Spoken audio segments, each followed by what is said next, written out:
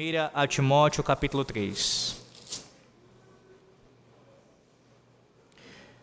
Meus irmãos, nessa manhã nesse dia do Senhor, na verdade, nós iremos fazer uma pausa nas exposições de Jeremias para retornarmos para o assunto do ministério pastoral. Nós ouvimos alguns sermões, 5 sermões, se não estiver enganado, sobre os deveres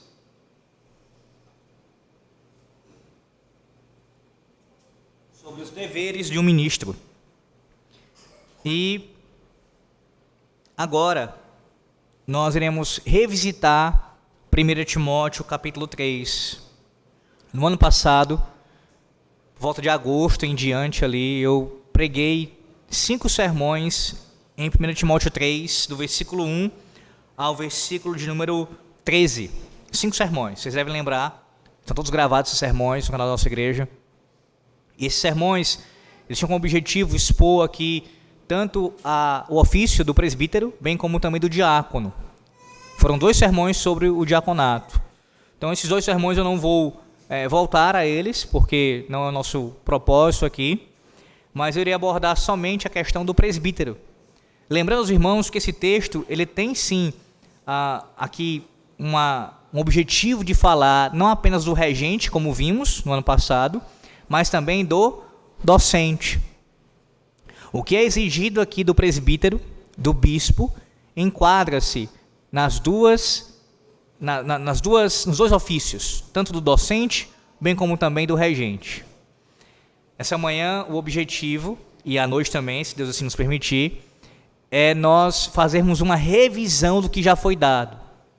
Logo, o que eu irei fazer aqui é uma síntese. Pastor, mas se ficar alguma coisa ainda de dúvida, primeira orientação que eu dou a você, que você revisite lá o canal da igreja e escute os sermões sobre esse texto também, onde eu preguei, como eu disse, 3 vezes sobre o presbiterato. Se ainda ficar dúvida, você vai me procurar quanto a isso, e eu vou procurar sanar essa dúvida sua que, porventura, você possua. Então, fique bem claro. Pela manhã agora e à noite serão 2 sermões em 1 Timóteo 3, do 1 ao 7. Do 1 ao 7. Nessa manhã eu pretendo ir até o final do versículo 3. Vocês devem lembrar que cada parte aqui tem muita doutrina, teologia e aplicações para a igreja. Então eu preciso ser mais conciso aqui nessa exposição. Uma vez que é uma revisão, eu vou procurar assim agir. Pela manhã e à noite.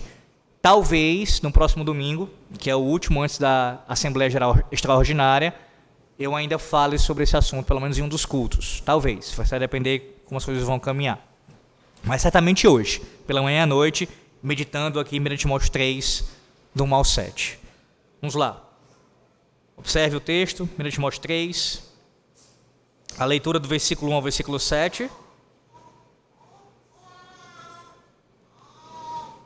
Mas a exposição, no máximo, nessa manhã, até o versículo 3. Assim diz o Senhor nosso Deus. Fiel é a palavra.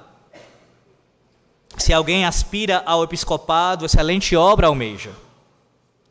É necessário, portanto, que o bispo seja irrepreensível, esposo de uma só mulher, temperante, sóbrio, modesto, hospitaleiro, apto para ensinar, não dado ao vinho, não violento, porém cordato, inimigo de contendas, não avarento, que governe bem a própria casa, criando os filhos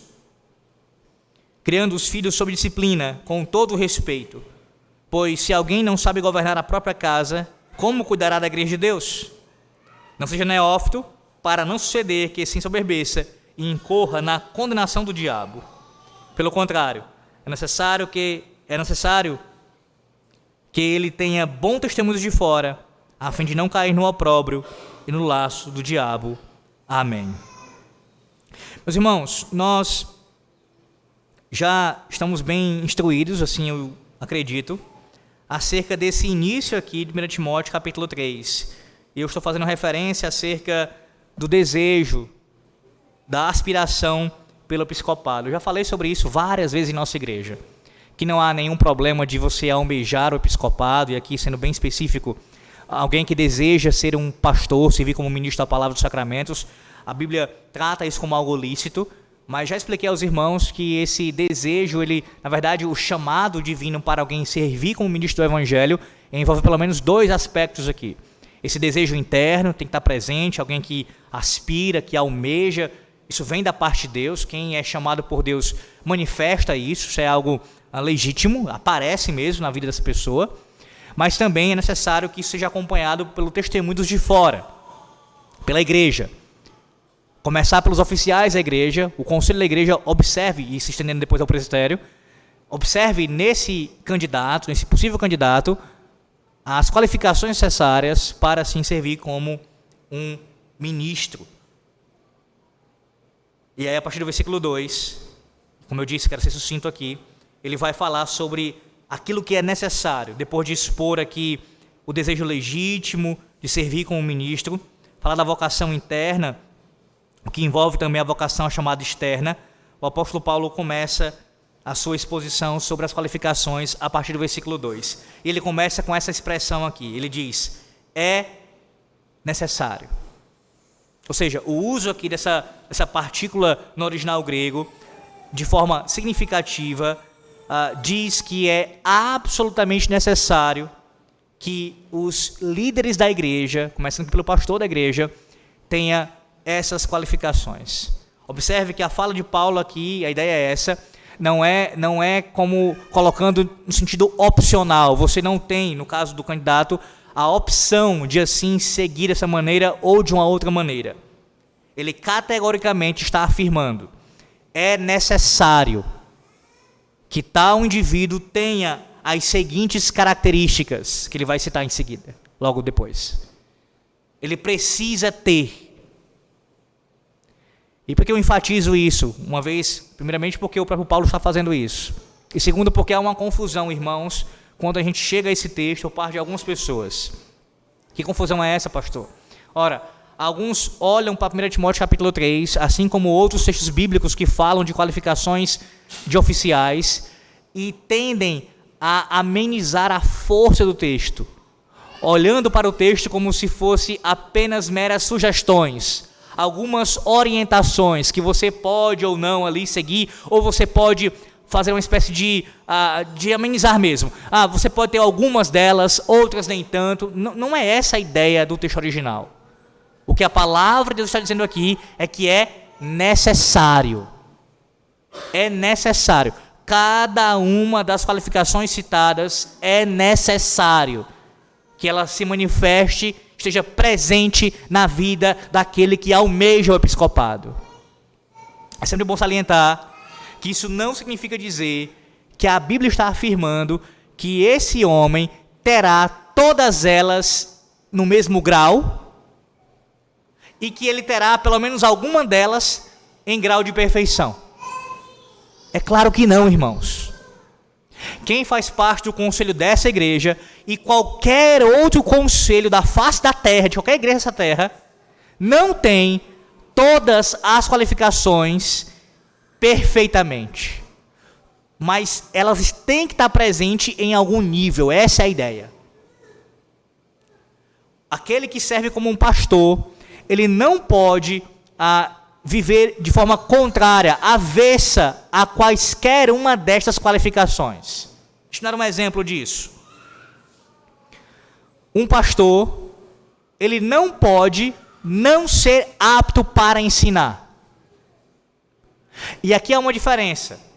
Uma coisa é, ele tem o dom, ele tem a aptidão para ensinar, mas em comparação a outros pastores, ele pode ter uma aptidão maior ou menor.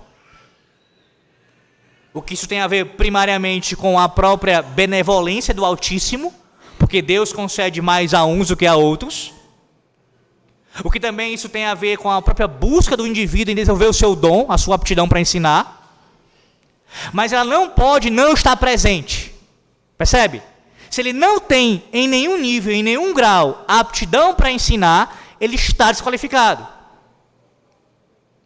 Porque ela tem que estar presente. O grau varia de indivíduo para indivíduo. E mesmo os mais aptos para ensinar, não têm esse dom em sua plenitude. Digo, eles não são perfeitos. Nós temos vários mestres, pastores mestres no Brasil, inúmeros, que são referência no ensino da palavra de Deus. Mas nenhum deles, pense nos melhores expositores que você conhece, há muitos, louvado seja Deus por isso. Nenhum deles é perfeito na sua aptidão para ensinar. Eles cometem falhas, eles erram. Só Cristo é o mestre perfeito por excelência. Eu quero que fique bem claro para você, para que você não caia em nenhum erro aqui, seja o de amenizar aqui a força do texto, dizendo, pode ter algumas qualificações, outras nem tanto. Não, tem que ter todas. Todas. E aí também não vai para outro extremo. Tem que ter todas no mesmo grau. Deveria, o ideal, mas ninguém consegue todos no mesmo grau. Você vai ter aqui oscilações, você vai ter diferenças. Às vezes um pastor vai ter mais qualificações, algumas qualificações mais desenvolvidas, um grau mais elevado, e outras nem tanto. Mas em algum nível tem que aparecer. Em terceiro lugar, mesmo aquelas qualificações que ele tem no nível mais desenvolvido, não é uma qualificação que é perfeita em sua vida. Ele tem falhas nela também, nas suas melhores aptidões. Mas eu enfatizo, é necessário, não rebaixe o padrão da palavra de Deus. Não faça isso. O Senhor Deus é exigente em sua palavra, especialmente com aqueles que servem como seus ministros. É por esse pensamento de rebaixar aqui as exigências que nós temos em nossos dias um monte de indivíduos sendo ordenados sem a menor qualificação. Eu já tenho, não muito tempo, mas algum tempo de reuniões de presbitério, mesmo antes de ser pastor. E alguns aqui dessa igreja, os oficiais dessa igreja, inclusive, do conselho, os presbíteros, mais do que eu até. E sabe do que eu estou falando aqui. E se você já participou, teve a chance de participar de alguma, você já deve ter alguma noção, pelo menos, também. Irmãos, às vezes as avaliações que são feitas são terríveis. Na verdade, em alguns casos, podemos questionar se realmente houve algum tipo de avaliação. Se rebaixa tanto os critérios, a forma de avaliar alguém para servir como um pastor, um futuro pastor, que você fica impressionado. Como é que alguém pode tratar a igreja de Cristo dessa forma? Nem a bodega dele, se tivesse uma bodeguinha, ele ia tratar assim. Ele ia ter zelo por ela, cuidado, organização. Tem um padrão ali para gerir aquele negócio. A igreja se trata como se fosse qualquer coisa. Um concílio, quando se reúne para tratar de um caso como esse, tem que tratar com um grau de muita seriedade. Eu não estou dizendo com isso que não se deve tratar com seriedade, por exemplo, as questões burocráticas das igrejas, administrativas de um presbitério. Mas eu vejo muito mais a inclinação para se ter cuidado e zelo e disputa de debates por questões financeiras no presbitério, do que por questões ministeriais, teológicas, que gerem, que devem direcionar nossas vidas, as igrejas de nosso presbitério. A ordenação precipitada de um homem, equivocada até, trará consequências não apenas para agora, mas para o resto da vida. Pode destruir uma igreja, pode prejudicar seriamente um presbitério. Tudo isso porque houve, não só por esse motivo, mas também por esse motivo, um rebaixar dos critérios, dos padrões, ou do padrão que Deus estabelece para os seus oficiais. Recentemente, eu soube de uma história, conversando com um colega meu que pastoreia em outro estado, que é aquele tipo de história que você fica assim, você já escutou tantas vezes outras semelhantes que, por um lado, não é surpreendente. Por outro, você ainda consegue, de certa forma, se surpreender com a capacidade da perversidade do homem. Houve um caso num outro presbitério de um outro estado, repito isso, onde o indivíduo ele estava fazendo seminário, era um candidato, e ele vinha de um outro estado. Ele era de outra igreja, presbiteriana, mas de um outro estado. E a igreja dele, original, tinha enviado ele para o seminário da IPB, e a intenção era que ele fosse transferido para o presbitério daquela cidade, onde o seminário estava localizado. E ele foi ser avaliado, sabatinado pelo presbitério. Só que ele não iria apenas se tornar candidato do presbitério, daquele outro presbitério. Mas também a intenção era, foi isso que foi colocado no documento, a intenção era que aquele presbitério que iria recebê-lo, no estado agora, onde ele estava servindo ali como seminarista, também o ordenasse antes de terminar o seminário. Acho que para poder servir numa igreja do interior, se eu não estiver enganado, como pastor. Então o documento era ele ser recebido como candidato e aí, acho que no final do ano, ele ser ordenado já, ainda fazendo o seminário. O que, biblicamente, irmãos, não tem nenhum problema. Alguém pode ser ordenado antes de terminar o seminário. Biblicamente não há problema quanto a isso. A questão é se ele demonstra as qualificações necessárias para essa ordenação. E esse indivíduo foi sabatinado pelo presbitério. E na sabatina que ele sofreu, ele não sabia responder uma pergunta teológica com relação aos nossos símbolos de fé. Uma. Ele não sabia falar sobre teologia do pacto. Ele não sabia falar sobre absolutamente nada que foi perguntado. Quando ele falava alguma coisa, era uma resposta muito evasiva, muito curta, sem demonstrar nenhum domínio, o mínimo possível, da nossa doutrina. Vocês acreditam que ainda teve oficial naquele presbitério que votou pela ordenação dele, que ainda queria a ordenação dele? Não aconteceu, no final das contas ela acabou não acontecendo, mas tinha um grupo ainda querendo que isso acontecesse. E aí você se pergunta, mas por que isso? Porque a igreja que tinha enviado ele para lá é uma das mais milionárias da IPB, uma das mais ricas da nossa igreja, e porque queria a ordenação dele. Hoje serve como pastor lá no Pará. Acabou um outro presbitério pegando ele, levando para lá e ordenando ele lá no Pará. Sem terminar seminário, sem nada. Infelizmente, irmãos, essa é a nossa triste realidade. Homens que são ordenados por conveniências, homens que são ordenados porque têm a influência de outros por trás. E esses mesmos que estavam querendo a ordenação desse indivíduo, nesse presbitério que acabou não acontecendo, colocando a maior banca, a maior queixa para outros sendo ordenados, que eram mais fiéis. 2 pesos, 2 medidas. A nossa luta, ela é árdua. A nossa luta, ela é... Isso aqui eu falo, abro um pouco para os irmãos terem uma ideia, para que clamem, orem, para que Deus tenha piedade à nossa igreja. Misericórdia na nossa igreja. Nós não estamos lidando aqui com questões meramente humanas, irmãos. A gente está falando daquilo que se refere à eternidade. Eu prefiro sofrer as consequências de até mesmo ser expulso do que impor as mãos sobre a cabeça de um homem que eu não vejo nele vocação para ser pastor. Por mais que isso, repito, me traga danos. É necessário. Eu fico com o que a palavra de Deus diz e assim você também deve proceder. É necessário. E isso que eu estou falando, aplico. Veja, todo sermão que um pastor prega deve primeiramente aplicar a si mesmo. Quanto mais essa série aqui que se refere ao ministro da palavra. Aplico a mim mesmo. É necessário. É necessário. Os irmãos não viram essas qualificações presentes? Então, o pastor está desqualificado. Ele vai dizer, portanto, que o bispo, lembra? Bispo, de maneira intercambiável, usado como um presbítero, né? O bispo, o pastor. Aqui a conotação, a ideia do superintendente, aquele que supervisiona a congregação. Seja irrepreensível. Essas são as palavras que eu já expliquei várias vezes na nossa igreja. Você tem que saber de qual. O significado dela?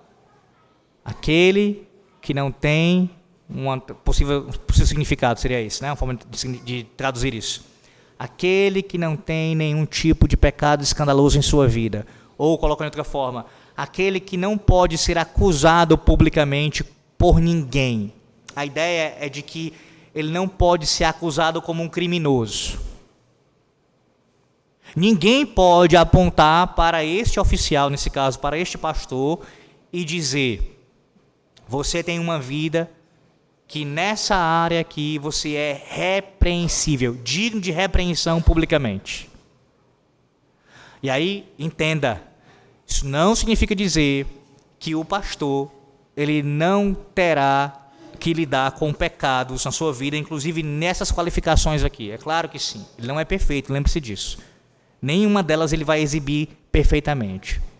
O ponto é que em nenhuma delas alguém poderá repreendê-lo publicamente, dizer: você não tem, por exemplo, você não é marido de uma só esposa, digno de repreensão pública quanto a isso. Ele tem que ser irrepreensível. A ideia é de alguém que é o modelo, ele é o padrão para os fiéis. Quando se olha para a sua vida, até onde se pode aferir, porque só Deus sabe no coração, ele é um modelo. Se olha para a vida dele e se diz: este homem, nós não podemos, não temos o que acusá-lo publicamente, criminalmente, para que ele seja assim deposto do seu cargo e deixe de exercer o seu ofício como ministro da palavra e dos sacramentos. Ele precisa ser irrepreensível. Aqui, irmãos, quero lembrar isso a vocês. Por vezes nós somos injustos em nossas críticas. Injustos em nossas críticas. Eu já fiz isso enquanto membro de igreja, pensando aqui nos meus pastores, em todos que eu tive como meus pastores, e também mesmo agora como pastor, a forma de lidar com outros pastores. E não é diferente com relação a você também.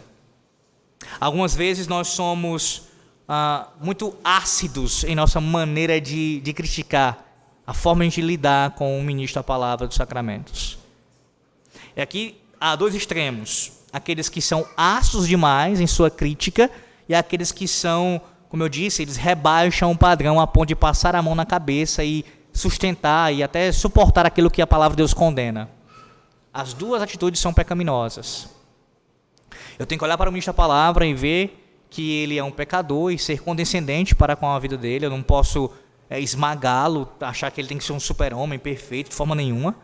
Mas, por outro lado, também não posso olhar para ele e achar que tudo que ele faz é certo, tudo que ele diz é correto, tudo que não posso. Eu tenho que ser criterioso à luz da palavra de Deus. O que o pastor está falando, o que o pastor está fazendo, está de acordo com a palavra de Deus?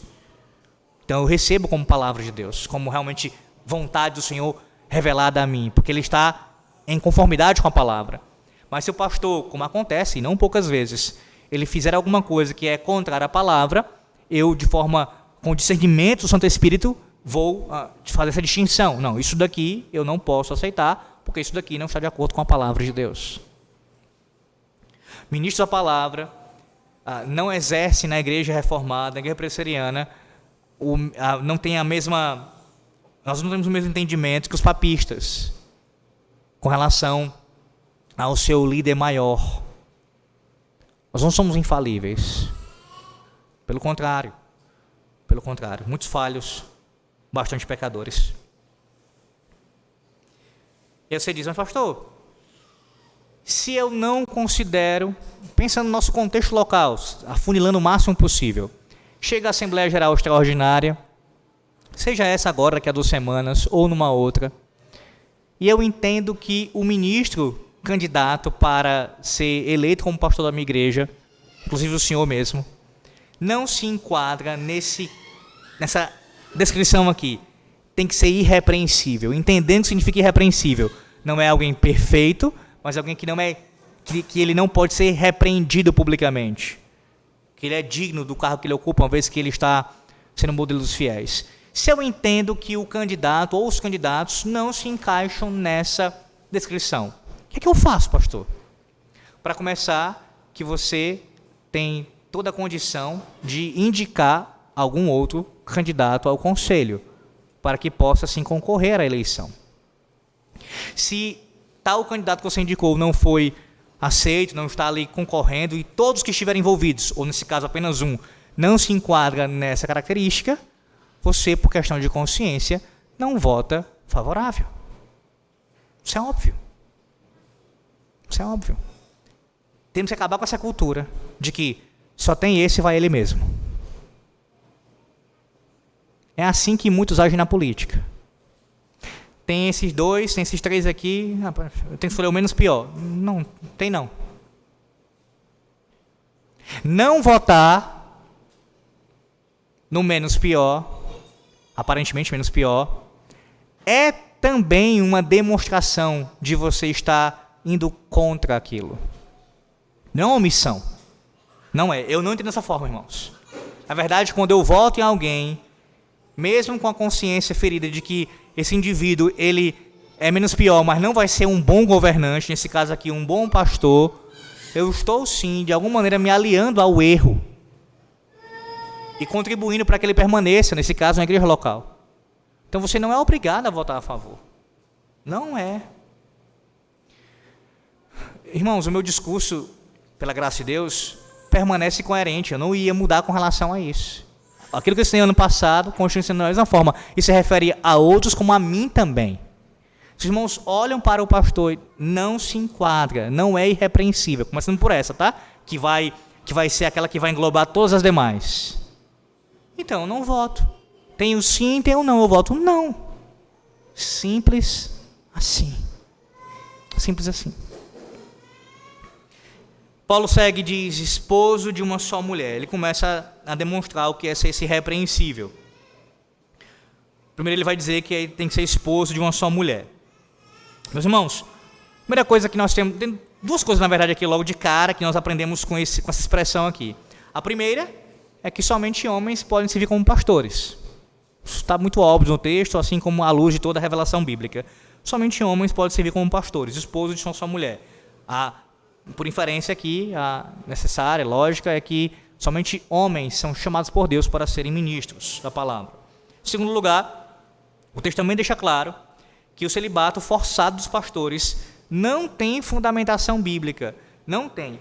Qualquer igreja que defenda isso como algo forçado, obrigatório, como é o caso da igreja de Roma, obrigatório, o sacerdote tem que ser celibatário.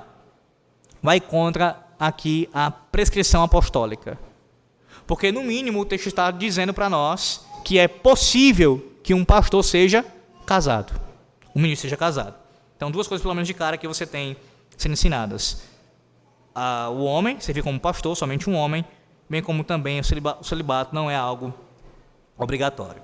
Mas vamos lá. O que significa exatamente essa expressão esposo de uma só mulher? O que ela significa? Primeiro, deixa eu me explicar o que ela não significa. Aqui, meus irmãos, não se trata de uma mera proibição à poligamia, como alguns interpretam, como se o que Paulo está dizendo aqui fosse meramente uma proibição à poligamia. A ideia seria essa. Naqueles dias, uma vez que era muito comum homens serem mais de uma mulher, Paulo está ensinando aqui a Timóteo, a igreja que ele pastoreava, e as demais igrejas também, obviamente, que, pelo menos com relação ao exercício do oficialato, começando pelo bispo, pelo pastor, nós não podemos ver isso na vida deles.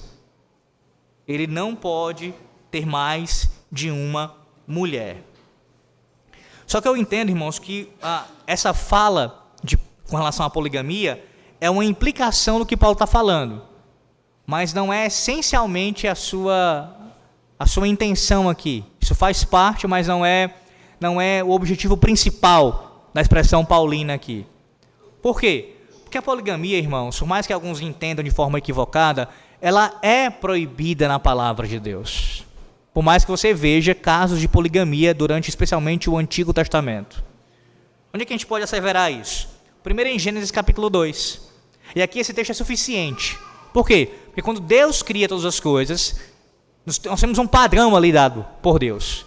E o padrão é um homem, uma mulher.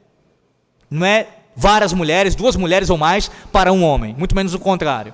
É um homem e uma mulher. E esse padrão, ele é reafirmado pelo Senhor Jesus nos evangelhos. Quando ele fala a questão do divórcio, ele vai fazer menção a Gênesis capítulo 2, citando ali o padrão divino, um homem e uma mulher. E o apóstolo Paulo faz a mesma coisa quando vai falar do casamento em Efésios capítulo 5. é que ele vai falar? Se dirigir ao homem para amar sua mulher e a mulher para ser submissa ao seu marido. Um homem, uma mulher. Esse padrão ele é reiterado em toda a Bíblia. A poligamia é uma distorção disso. Atenta contra o padrão divino para o casamento. É pecado. É pecado. Além disso, veja, se o pastor, pensando aqui na figura do pastor, ele é um modelo para a congregação, deve ser o exemplo para os fiéis, irrepreensível, marido de uma só mulher, como é que seria algo ordenado a ele não poder ser um polígamo, alguém que pratica a poligamia, mas seria algo tolerável entre a membresia da igreja? Se a membresia deveria copiar o padrão do ministro ou dos ministros. Então não, irmãos, é claro que o texto aqui, isso está incluso, mas não é o objetivo principal. Não é meramente falar, ele não pratique poligamia, como os demais acabam praticando e a gente tolera isso. Não, não é essa a ideia, não. É claro que ele tem que ser só uma mulher literalmente falando, mas todos também devem ter. O que Paulo fala para o pastor aqui é para todos os membros da igreja também, em algum nível. Eu já volto a essa ideia, tá? Já vou retornar a essa ideia. Mas já guarde isso na sua mente. O que Paulo fala aqui é uma exigência também para toda a igreja de Cristo. Só que o pastor serve como modelo disso, o ministro serve como o padrão disso, público. Em segundo lugar, outros veem esse requisito aqui, impedindo aqueles que se casaram novamente após a morte de suas esposas. Aqui a ideia ainda é tão absurda quanto, né? Alguém que, mesmo depois da viuvez, um ministro, ele não pode se casar novamente. E eu digo que essa ideia é bem absurda porque até mesmo pastores, como John Piper e outros que se opõem ao divórcio, batistas, que se opõem ao divórcio em qualquer caso, o divórcio não pode acontecer em qualquer caso, eles não, via de regra, eles não vão afirmar que a viuvez, mesmo, que o indivíduo só pode se casar uma vez, mesmo depois de viúvo não pode se casar de novo. Pastores que são contra o divórcio em qualquer instância, normalmente vão dizer que a viuvez é a possibilidade da pessoa casar pela segunda vez. Em outras palavras, uma posição como essa é mais dura ainda, que diz que o pastor só pode ter literalmente uma mulher pelo resto da vida. Mesmo que fique viúvo, ele não pode casar de novo. Não é isso que o texto ensina. Não é isso. O novo casamento, depois da viuvez, é muito claro à luz da palavra de Deus. É muito claro. Um exemplo disso é o que Paulo escreve aos Coríntios, no capítulo 7. 1 Coríntios, capítulo 7. Em alguns casos, é até recomendável o novo casamento. Não digo obrigatório, mas até recomendável o novo casamento, no caso de viuvez. Então, não é isso que Paulo está dizendo também. Outros acreditam aqui que Paulo está excluindo homens divorciados da liderança da igreja. Ou seja, o divorciado não pode servir como pastor. E aqui, sem entrar demais nessa questão, porque eu não tenho tempo para isso, eu vou apenas mencionar o que eu já falei também em outrora. O que Paulo está dizendo com relação a isso tem sim uma verdade. De fato, o divórcio é algo que macula a vida de um ministro. Principalmente se esse divórcio for de maneira não lícita biblicamente. Então, um homem que se divorcia da sua esposa, ele é um pastor, e se separou da mulher dele sem nenhum dos motivos legítimos, pensando aqui no caso do adultério, por exemplo, ele não pode continuar sendo um ministro do evangelho. Sei lá, entrou numa confusão grande com a mulher dele, não estão se entendendo, e aí eles se separam sem um motivo legítimo, ele não pode mais exercer o pastorado. De fato, o divórcio, em alguns casos, vai impedir ele ser ministro da palavra. Último lugar, finalmente, alguns pensam que esse requisito exclui os homens solteiros da liderança da igreja. Está vendo? O texto está dizendo que ele tem que ser marido de uma só mulher. Logo, nenhum homem pode ser celibatário e pastor ao mesmo tempo. Não é isso. A palavra de Deus não exige celibato para ser ministro, como ensina a igreja de Roma. Mas também a palavra de Deus não exclui alguém que é celibato, um indivíduo tem um dom de celibato, para servir como um pastor. A regra geral é que aquele que vai servir como um pastor, de fato, ele vai ser um homem casado. Mas há exceções. Em outras palavras, ele ser celibatário não significa dizer que ele esteja já desqualificado para servir como um pastor. Se ele tiver o dom do celibato, ele pode sim também ser chamado por Deus para pastorear a igreja de Cristo. Ora, qual é o ponto principal aqui então, pastor? O que significa essencialmente a expressão esposo de uma só mulher? Significa o cuidado aqui da palavra de Deus quanto à pureza sexual e moral do ministro. Essa qualificação, observe, ela encabeça a lista, pois é nessa área que os líderes são mais propensos a falhar. Na verdade, há duas áreas que elas aparecem aqui e aparecem várias vezes na palavra de Deus. Principalmente, guarde isso, principalmente como características de falsos mestres. Tanto a concupiscência da carne relacionada à questão sexual, bem como também o amor ao dinheiro. Falsos mestres, via de regra, eles possuem essas características. São amantes do dinheiro e amantes do sexo ilícito. E aí a palavra de Deus vai na contramão, dizendo que o ministro fiel, aquele que é irrepreensível, é esposo de uma só mulher. Além de falar depois, a gente vai ver isso, que ele não é ganancioso, não é avarento, não ama o dinheiro, enfim. Mas falando aqui da questão da mulher, ele tem uma conduta de pureza sexual. Veja, essa é uma exigência para todos nós. Todos que são crentes em Cristo devem ter isso em sua vida. Pureza moral e sexual. Mas lembrando, aos ministros isso é cobrado ainda mais. Ninguém aqui tem dúvida, pelo menos eu acredito que não, que se um irmão da igreja cair nessa área, um homem ou uma mulher, isso traz escândalo para a igreja. Mas se um ministro cair nessa área, a situação ela é devastadora. Devastadora para a igreja local, para o presbitério e, dependendo da influência do ministro, de maneira nacional e até internacional. Vide o caso, infelizmente, falo isso com muita dor no meu coração, no ano passado, do Steve Lawson, ministro batista, que para mim particularmente é um dos maiores expositores vivos, pregadores da palavra de Deus, que há 5 anos, pelo menos o que foi assim dito, tinha um caso com uma jovem de 20 e poucos anos, ele com quase 70 anos, com mais de 70 anos de idade, mais de 70 anos de idade, o que mostra para nós que a idade não quer dizer nada quanto a isso, irmãos. O homem pode já ter passado 70 e ainda assim cair nesse pecado. Veja, um homem que tem um ministério internacional, a sua queda trouxe consequências internacionais. Podemos dizer assim, globais, mundiais.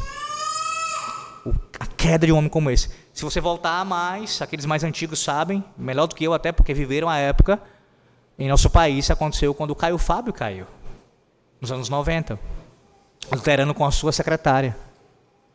Foi acontecer depois disso. Não é que o Caio Fábio, nesse tempo, ele fosse um ministro altamente ortodoxo, ele já tinha várias ideias erradas. Mas depois dessa queda, a coisa somente degringolou, muito mais, por conta da sua queda na questão moral e sexual. É muito sério, irmãos, o que a palavra de Deus exige com relação a isso. O marido de uma só mulher é alguém totalmente dedicado à sua esposa, mantendo devoção singular, carinho e pureza sexual, tanto em pensamento como em ação. O homem que é marido de uma só mulher, ele vai procurar em sua mente e em suas ações literalmente demonstrar que só ela é sua mulher, o que engloba o aspecto sexual. Então, isso quer dizer que ele nunca vai ter pensamentos ou tentações. É claro que isso acontece, existem tentações até o final das suas vidas, até nessa área também. O ponto é que ele luta pela graça de Deus contra isso e nutre em seu coração pela palavra de Deus e, claro, exercendo assim, usando os meios que Deus nos dá, os pensamentos dele voltados para a mulher dele. Deixa eu fazer um comparativo, você vai conseguir entender melhor o que eu quero dizer, acredito. Todos nós temos que lutar contra a idolatria. A nossa inclinação para nos ajoelharmos perante falsos deuses, seja o dinheiro, o próprio sexo, a nossa soberba, enfim, falsos deuses que querem nos colocar de joelhos diante da sua presença para a gente adorá-los.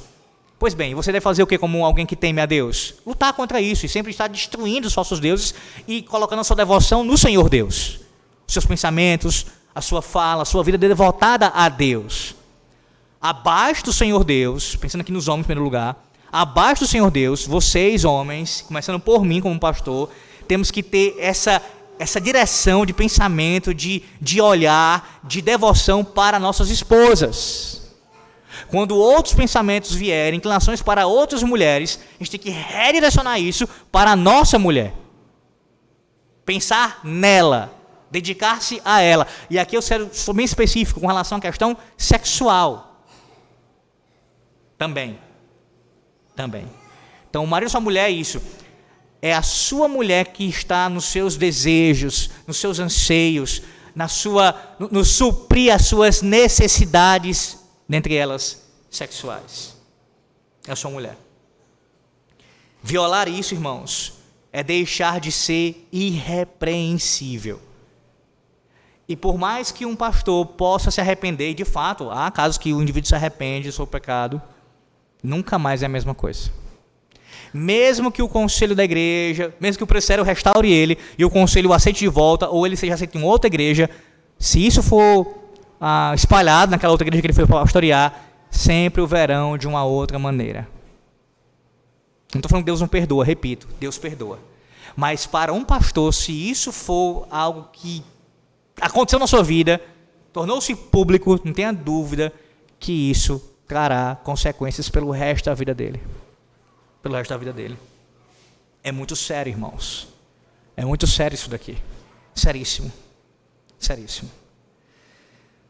Esse é outro pecado, eu não quero falar um pouco sobre ele antes de passar para o próximo ponto, que eu vejo também extremos acontecendo.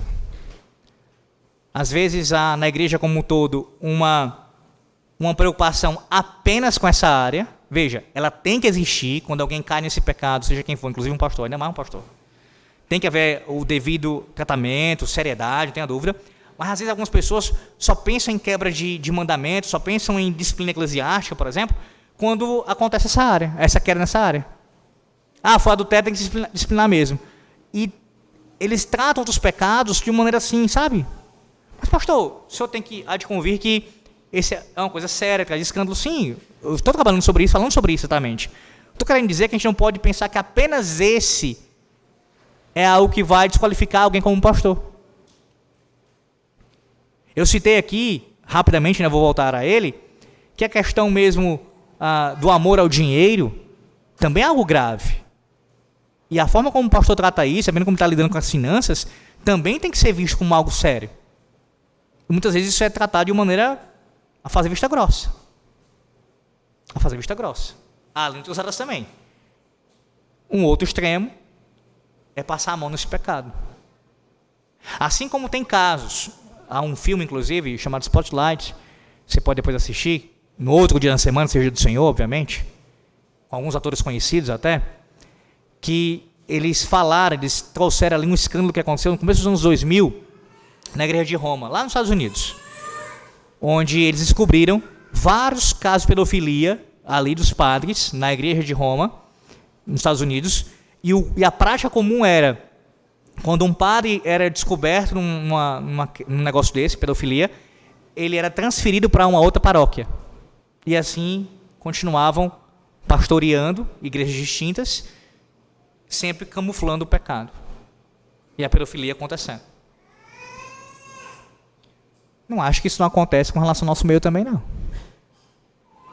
Caiu? Só mudar de campo.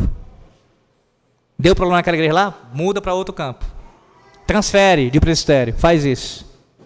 Sem tratar o pecado corretamente. Isso é grave, irmãos. Isso também deve ser repudiado por nós. Eu lembro a você o que diz o nosso catecismo maior na pergunta 139 acerca do 7º mandamento. Apenas citando aqui para você de cabeça.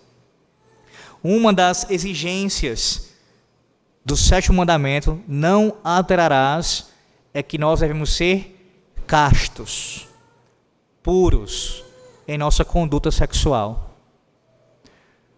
Pastor, só é puro, só é casto quem não teve relação íntima ainda? Claro que não. Um indivíduo pode ser alguém virgem, nunca ter deitado com uma mulher e ser imundo. Seus pensamentos, sua inclinação pecaminosa e sua entrega à prática, inclusive da própria masturbação. Ele não é alguém casto, mesmo sendo virgem. E alguém pode ter, infelizmente, tido relação sexual antes do casamento, mas se arrependido dos seus pecados, confessado a Deus, mudado sua vida, e agora aguardando em Cristo para poder se casar com alguém, está casto nesse momento, se mantendo puro, lutando contra o pecado, não vivendo na prática da devassidão, até em pensamentos, lutando contra isso, mesmo já não sendo mais alguém virgem. É claro que a virgindade deve ser valorizada e só deve ser assim terminado assim, esse período quando se casa, isso é óbvio. Mas o que eu estou querendo dizer é que mesmo que alguém não seja mais, por conta do pecado que cometeu antes de conhecer a Cristo, ainda pode ser casto em Cristo. Pense em alguém casado. Ora, os casados têm relações. O sexo em si não é pecaminoso, é ordenado por Deus e ele é até mesmo um meio de santificação no meio do casamento, dentro do casamento. A questão não é alguém que está tendo relação em si que vai fazê-lo não casto. Se essa relação for no casamento, ela até contribui para a sua maior pureza. Ele se mantém mais puro contra o pecado. Castidade, pureza. Isso tem que ser visto na vida de toda a igreja, principalmente dos ministros. Que envolve também vocabulário, irmãos, não tenha dúvida, tá? Tem pastores que são conhecidos, pastores são conhecidos por gostar de piada de duplo sentido, piadinhas, conversas imorais, que falam essas coisas. Tudo isso vai contra o que diz aqui esposo de uma só mulher. Castidade, pureza, enfim. Paulo segue e diz temperante, ou seja, igual a moderado. A palavra grega aqui, meus irmãos, empregada significa literalmente sem vinho. Sem vinho, temperante, sem vinho. E é usada metaforicamente no sentido de alerta, vigilante, ou com a mente limpa. A ideia é que os ministros precisam pensar com clareza. Eles têm que ser lúcidos, tomar decisões com sabedoria, não serem afobados nem instáveis, mas temperantes, moderados, equilibrados. Irmãos, esse é um grande desafio para nós, porque você sabe o que eu estou falando. Pense no seu contexto, quando você precisa tomar uma decisão muito séria na sua casa, você como homem, e você, devido às circunstâncias, está afobado, está ali preocupado, e a sua mente fica mais turva, com maior dificuldade de realmente raciocinar e saber o que fazer. Não é fácil para você. Agora pense quando você tem que tomar decisões que envolvem não apenas sua esposa e seus filhos, mas uma congregação, que vai mexer na vida de outras pessoas, de outras famílias. Pensa no nível conciliar, que vai mexer com outras igrejas, o que você vai decidir, o que você vai votar, o que você vai fazer. Então é muita responsabilidade. Muita responsabilidade. Um pastor não pode ser alguém que é afobado e instável. E essa figura de instabilidade, pensando agora aqui no antônimo disso, né, que seria estabilidade, você ser estável, ela vai refletir muito a igreja local. Se o conselho da igreja, com todos os pecados e dificuldades, ele é um conselho estável, doutrinariamente falando, em suas decisões administrativas, em seu governo e liderança, em seu pastoreio e aconselhamento, se ele é, em termos gerais, estável, equilibrado, moderado, se você consegue olhar para o conselho, começando pelo pastor, e ver essa figura de uma âncora, essa igreja deverá caminhar nesse sentido.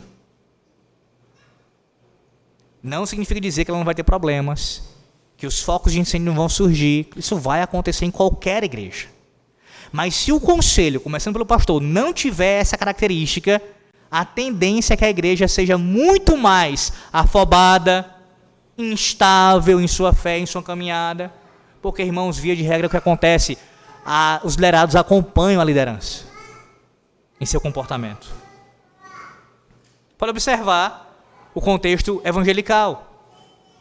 Por que você acha que, pensando na liturgia aqui, desses contextos evangelicais, pentecostais e assim por diante, por que os membros começam a fazer as coisas atabalhoadas, gritaria, confusão? Por que isso acontece? Também por quê? Porque quem está à frente conduz a multidão a isso. Demonstra isso. Lidera a multidão nesse sentido. E a multidão segue o mesmo padrão. Paulo diz ainda, sóbrio. Ou seja, a ideia de alguém sensato, de mente sã, equilibrada, que freia os próprios desejos e impulsos. Ele é autocontrolado, ele é moderado.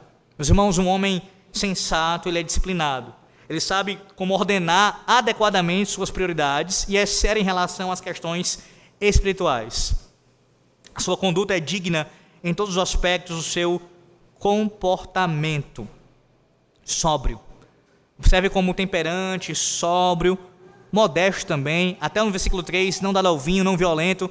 Tudo isso vai na mesma toada de alguém que é equilibrado, organizado, cuidadoso, sabe lidar com as suas prioridades.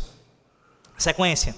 Ele é modesto, alguém que é respeitável, bem organizado, conveniente. A palavra grega aqui aplicada significa alguém ordenado. Os pastores não devem levar vidas caóticas. Ora, se eles não podem ordenar as próprias vidas deles, como é que eles vão ordenar as coisas na igreja de Cristo?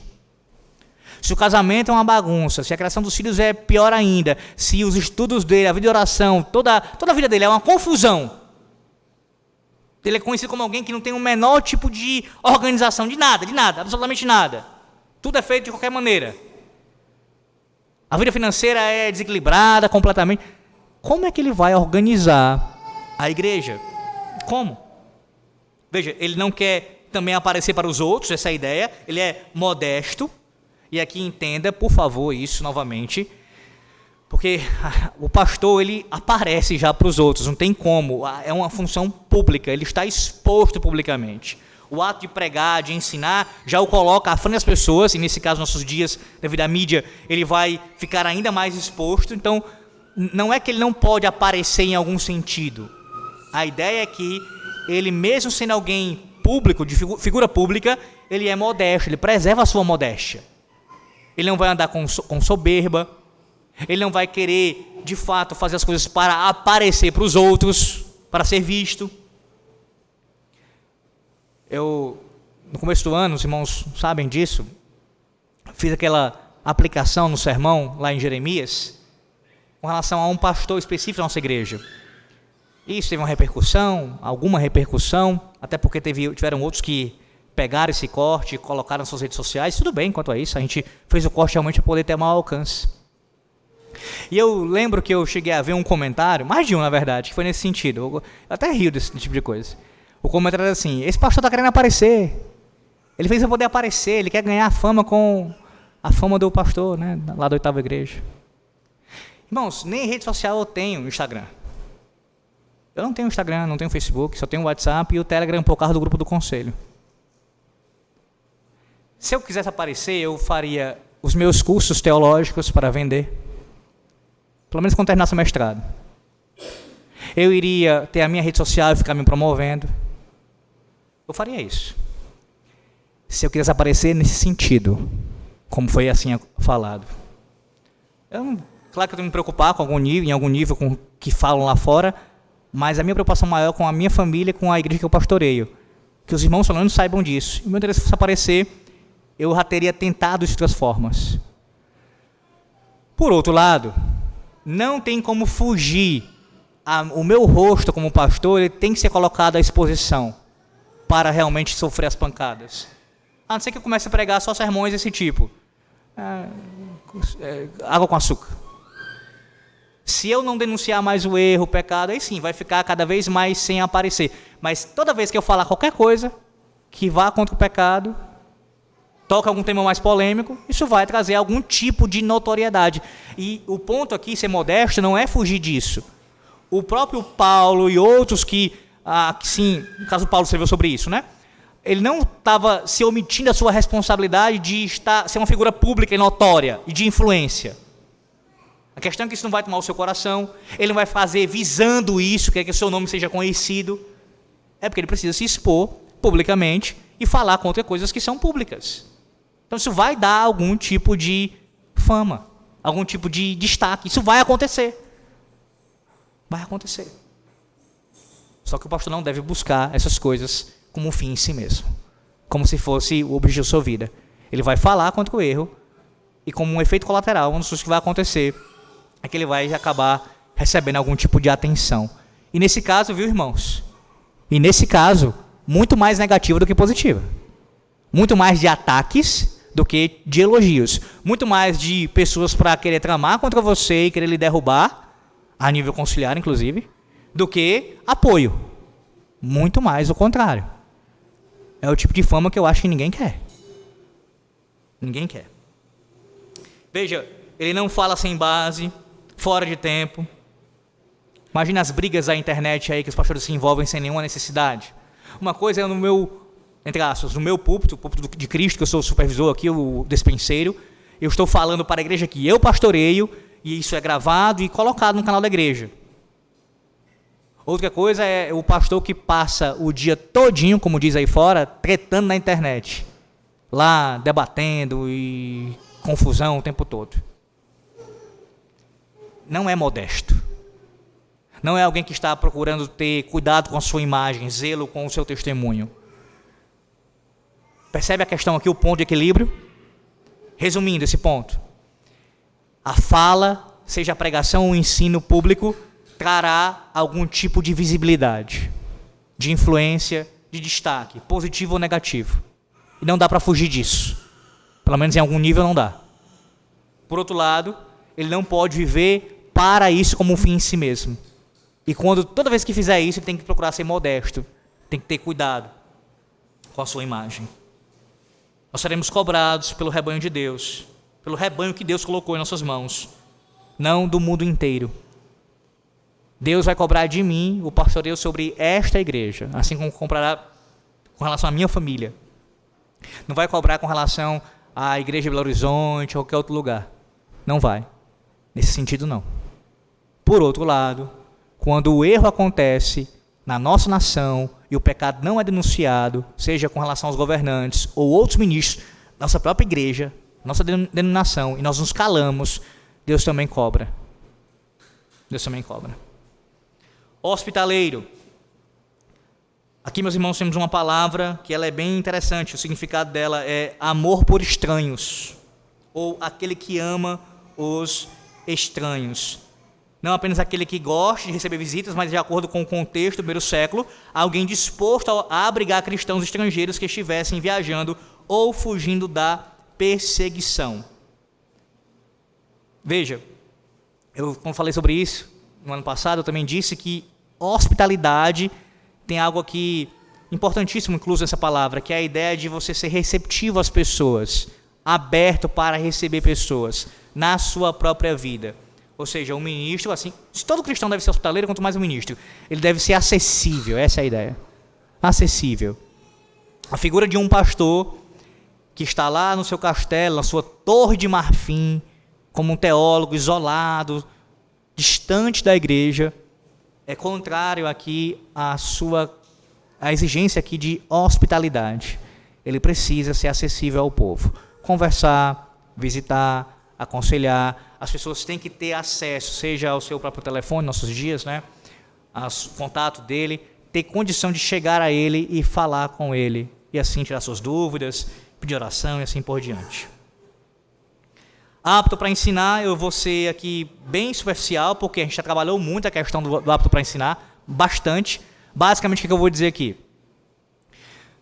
Quando você fala assim, pastor, mas O senhor falou que tudo aqui é para os cristãos de forma geral, para os homens aqui também, mas apto para ensinar, não é só para o ministro. Veja, até isso daqui, apto para ensinar, tem aplicação para você, homem, que não é um oficial, que nunca vai ser um pastor. Você precisa ser apto para ensinar, pelo menos no nível de ensinar a sua mulher e os seus filhos. Mas o apto para ensinar aqui, que se aplica aos ministros, é a aptidão para ensinar em público. É essa a ideia. Se nenhum homem que não seja oficial, que não tenha vocação para isso, tem essa obrigação de saber ensinar publicamente a palavra de Deus. Mas para a sua família, sim. Agora, aquele que intenciona ser um pastor, ele tem que ter recebido da parte de Deus a aptidão para ensinar em público. E há uma grande diferença entre ensinar de uma maneira mais particular e ensinar em público. É necessário uma aptidão específica para isso, para você conseguir fazer. Isso não é por causa de algo em nós, mas por conta do que Deus nos concedeu. Vem do próprio Deus. O seu Santo Espírito nos concede o dom para assim fazermos. Isso envolve clareza de pensamento, de ideia, conseguir colocar as ideias, as palavras de maneira ordenada, claras. Usar uma ilustração, acho que você vai entender bem. Você já passou pela seguinte experiência, eu quero que você medite nisso. Que experiência, pastor? Seja um pastor pregando ou então num contexto de uma aula em um outro lugar. Aquela sensação de que quando você está ouvindo aquela pessoa ensinar, é como se ela pegasse uma chave e ela abrisse a sua mente. Você sente a sua mente se abrindo assim? Ainda que você não tenha pensado nessa figura, mas a sensação é essa, a mente vai abrindo, as coisas vão ficando cada vez mais claras, como se luzes fossem acendendo em sua cabeça. E você vai entendendo, é isso, o significado é esse, a aplicação é essa. Vai ficando claro. Pronto. Um ministro tem que ter essa capacidade. Isso vai variar, repito, mas ele tem que ter ela presente em algum nível. Ele tem que conseguir descortinar o texto. Ele tem que conseguir abrir o seu entendimento. Veja, no que compete a ele, porque quem faz mesmo em última instância é o Espírito Santo. Mas compete a ele como pregador aqui externo, ele tem que conseguir abrir o seu entendimento com a chave da palavra de Deus. Tem que ser apto para ensinar. Certamente, esse apto para ensinar envolve argumentação, envolve conhecer o falso ensino para refutá-lo, envolve tudo isso que eu já falei outras vezes, bem como também ter uma vida em conformidade com o ensino que ele assim traz para a Igreja de Cristo. Em seguida, não dado ao vinho. Não dado ao vinho. Isso aqui, meus irmãos, é mais do que uma proibição contra a embriaguez. Sim, a embriaguez está em vista aqui. Está em vista aqui. O pecado proibido é da embriaguez, mas não é apenas isso. A ideia é de alguém que não é dominado pelo vinho e não é dominado absolutamente por nada, a não ser pelo próprio Espírito Santo de Deus. Um pastor não pode ser conhecido como alguém que tem, vou usar esse termo, tá? Vícios. Vícios, ele é dominado por coisas. Não, ele não pode. Na verdade, como um cristão, e ainda mais como um ministro, ele usa as coisas que Deus deu na sua criação para a glória de Deus e para o bem dele e da sua própria família e dos seus, enfim, de forma geral. Ele não se deixa dominar por essas coisas. Ele é um exemplo disso, de alguém que tem domínio sobre as coisas do Senhor. É claro que um bispo, um pastor que tem uma fama de beberrão, isso é triste, irmãos. Triste. E aqui, para nós que somos reformados, o perigo é ainda maior. Veja, eu não estou dizendo com isso que a gente deve incorrer no erro, no grave erro dos evangelicais. Os evangelicais, eles são abstêmios, a ponto de defender isso como um dogma, como uma doutrina mesmo. Um cristão, condição sine qua non, um cristão verdadeiro não bebe. Isso é ascetismo, isso é contra a palavra de Deus. Contra. A palavra de Deus não ensina isso, de forma nenhuma. Então, para os reformados que entendem que a bebida alcoólica é algo que o próprio Deus deu para a glória dele, para o bem, para o deleite do seu povo, nós somos ainda mais nesse sentido, podemos ser tentados a isso. Então, tem pastores em igrejas reformadas, presbiterianas, que acabam se excedendo nesse sentido. Tem que ter muito cuidado. Isso tem que ser feito de maneira equilibrada, se assim o pastor consome o álcool. Lembrando que o juízo de alguém que se deixa embriagar pelo álcool, ele fica nublado. E aí vai contra o que Paulo já falou aqui, acerca de ser temperante, sóbrio, tem que ter a mente clara. Ora, como é que ele pode julgar as coisas, como é que ele pode discernir as coisas, se é alguém que vive sendo controlado e dominado, nesse caso, pelo álcool?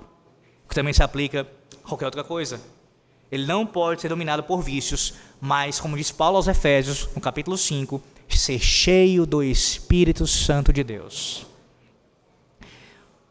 Versículo 3 ainda, não violento, ou seja, não desferidor de golpes. Deixa eu avançar aqui, porque esses próximos pontos estão todos conectados uns aos outros em termos na sua essência. Não violento, ou seja, não desferidor de golpes, ser gentil, agir com calma, amável, ou seja, afável, gracioso, rápido em perdoar as falhas de alguém, não guardar rancor, pacífico, veja, ele vai dizer não violento, porém cordato, essa é a ideia, pacífico, tranquilo, relutante em lutar, aquele que não promove desunião ou desarmonia. Tudo isso tem que estar presente na vida de um ministro.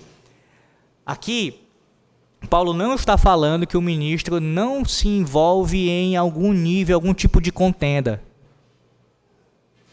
Seja pela doutrina verdadeira em oposição à falsa, seja até mesmo pensando em questões físicas, a sua esposa vai ser atacada fisicamente, tem que defender a mulher dele.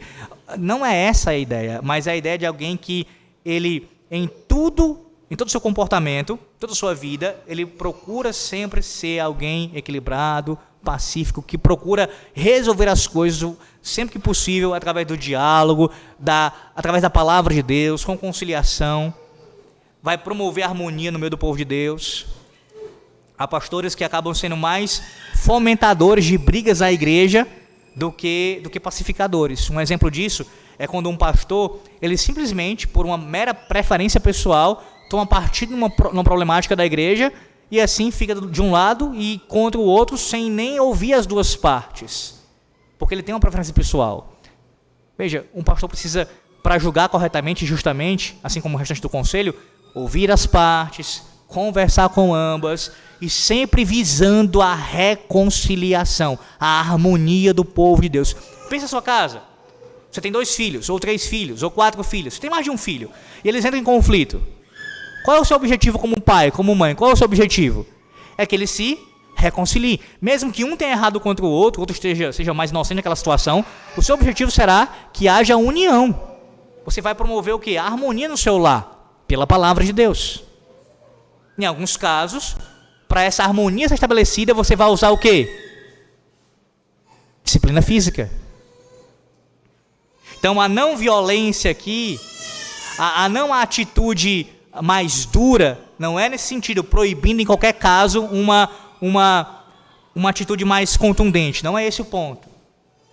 Mas é alguém que é caracterizado pela sua forma de falar, de se comportar, como um homem bruto, violento, mal educado, que não trata as pessoas com respeito, com amor, com graça.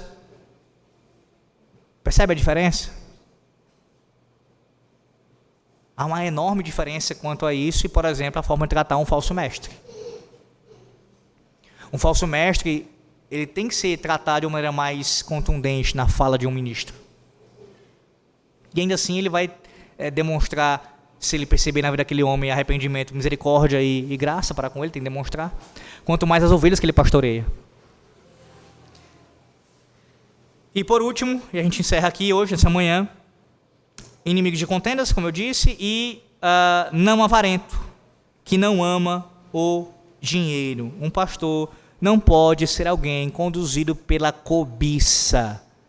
Para cada cobiça enquadra-se, aplica-se várias circunstâncias, mas aqui meu ponto é ressaltar o amor ao dinheiro. Irmãos, essa é uma característica que também é escandaloso quando acontece na vida de um pastor, porque é uma das que nos lembra um falso mestre. Um falso mestre, ele é muito conhecido também pelo seu amor ao dinheiro. Tudo que ele faz, basicamente, é em prol de quanto ele pode ganhar com aquilo. Não entenda isso de forma equivocada. O ministro, ele vai se preocupar com as suas finanças, ainda mais se ele tiver esposa e filhos para sustentar. Ele tem que se preocupar com isso, senão ele é um irresponsável. A questão é que ele não é conduzido.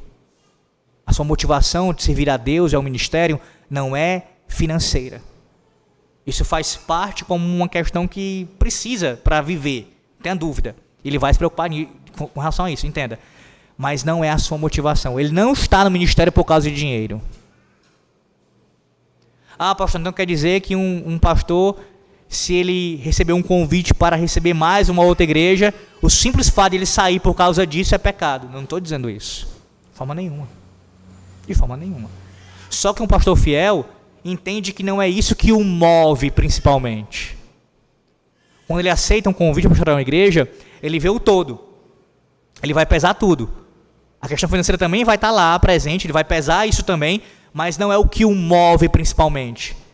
Porque se for assim, a cada igreja que eu convidar que ganha um pouco mais, ele vai ficar saindo e indo para essa igreja. Não é esse, não deve ser esse a sua motivação principal. De forma nenhuma. Mesmo no caso legítimo como esse, que é uma proposta financeira. Ele entende que isso não é a sua razão maior de servir a Deus. Quanto mais um pastor que é desequilibrado financeiramente, altamente irresponsável, que sempre ele compra mais do que ele pode pagar, isso denota para a igreja, se ela toma conhecimento disso, uma falta de cuidado com as suas finanças, o que faz parte também aqui da avareza. Porque, veja, se um homem não é uma situação pontual, se ele se torna conhecido por corriqueiramente ser alguém desequilibrado em suas finanças, isso está, assim, evidenciando algo mais profundo. Ou seja, alguém que é apegado às questões materiais. Você não pode ficar sem comprar isso, meu irmão. Você não pode ficar sem comprar essa roupa, comprar esse imóvel agora para sua casa. Você não pode ficar agora sem poder comprar esse carro, trocar de carro. Por que você não pode, meu irmão? Por que você não pode? Avareza. Avareza é o nome disso. A gente tem que chamar de pecado aquilo que é pecado, irmãos. Aquilo que é pecado. Existem situações que são pontuais. O pastor, como qualquer um de nós, aqui dos irmãos, pode acabar tendo um problema financeiro por uma circunstância que aconteceu, uma doença que veio sobre a família, enfim, coisas que podem acontecer, uma crise. Eu estou falando quando ele entra ano e sai ano, ele é conhecido por alguém que não tem o mínimo de equilíbrio com as suas finanças. Pode cavar que você vai encontrar pecado e avareza presente. O apego demasiado ao dinheiro. A não ser com exceções, repito. A igreja, mesmo podendo estar suprindo as necessidades básicas do pastor, isso acontece também. Mas se a igreja está dando aquilo que é necessário, básico para o pastor, ele tem como viver de forma mínima, dignamente, e os anos vão passando, ele nunca tem um menor equilíbrio financeiro, se você cavar, você vai encontrar pecado de avareza presente. Pode ter certeza disso. Esse é o padrão de Deus para os seus ministros, pelo menos parte dele aqui mencionado nessa manhã. Que o Senhor Deus dê graça a todos aqueles que servem como ministro da palavra e dos sacramentos, para, pelo poder de Deus, conseguir exibir em algum nível essas qualificações. Que a igreja como um todo também tenha misericórdia, mas ao mesmo tempo também não abaixe as exigências da palavra de Deus, para identificar na vida dos ministros, dos seus ministros, aquilo que Deus ordena. Que Deus os abençoe, em nome do Senhor da igreja, Senhor Jesus Cristo. Amém. Oremos ao Senhor. Louvamos teu nome, ó Deus, damos graças pela tua palavra. E te pedimos que aplique em nossas vidas, que o Senhor conduza esse povo, teu rebanho, de forma a viver para a tua glória e a entender, ó Deus, que o que o Senhor Deus exige é o melhor para o teu povo. Que assim, ó Deus, respondamos em obediência à tua palavra. Em nome do Senhor Jesus Cristo. Amém.